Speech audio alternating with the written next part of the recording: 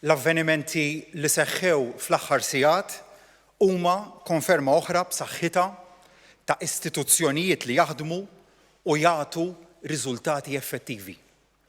Istituzzjonijiet li fl-aħħar xhur komplew jissaħħu permezz ta' riformi bla preċedent u li komplew jingħataw ir-riżorsi u s-sostenn kollu meħtieġ mill-Gvern. Il-fatt li llum hemm persuna li ammettiet il-ħtija tagħha u ġiet issentenzjata għal priġunerija dwar l-omiċidju tal-ġurnalista is-Sinjura Daphne Caruana Galizia huwa pass ieħor biex tkompli titwettaq il-ġustizzja f'dan il-każ. Pajjiżna għamel pass ieħor biex jagħlaq din il-ferita fl-istorja tiegħu.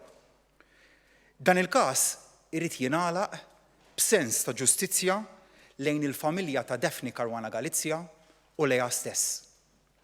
Irrid jingħalaq ukoll b'sens ta' ġustizzja lejn pajjiżna. Malta għandha gvern li jappoġġja lill-istituzzjonijiet biex dawn iwettqu xogħolhom.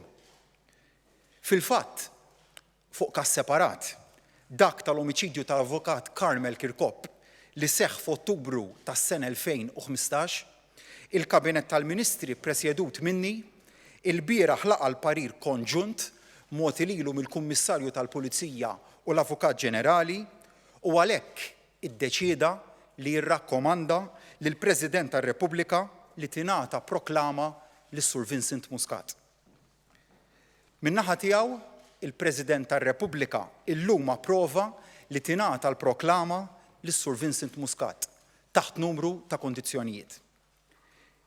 Ninsab infurmat ukoll mill-Kummissarju tal-Pulizija li fl-aħħar sigħat ġew arrestati numru ta' persuni brabta ma' dan l-omiċidju. Jirriżulta li dan wassal ukoll biex il-Pulizija intensifikat l-investigazzjonijiet tagħha brabta mal-omiċidju tas-Sinjura Daphne Caruana Galizia. Għandi fiduċja sħiħa fil-Kummissarju tal-Pulizija u fl-iskwadra tiegħu biex imexxu dawn l-investigazzjonijiet. Għandi daqstant ieħor fiduċja sħiħa fl-Avukat Ġenerali. Il-Gvern jibqa' kommess li jagħti l-appoġġ kollu tiegħu lill-istituzzjonijiet ta' pajjiżna fil-ħidma tagħhom favur is-sewwa. Malta hija pajjiż fejn tabilħaqq tirrenja s-saltna tad-dritt.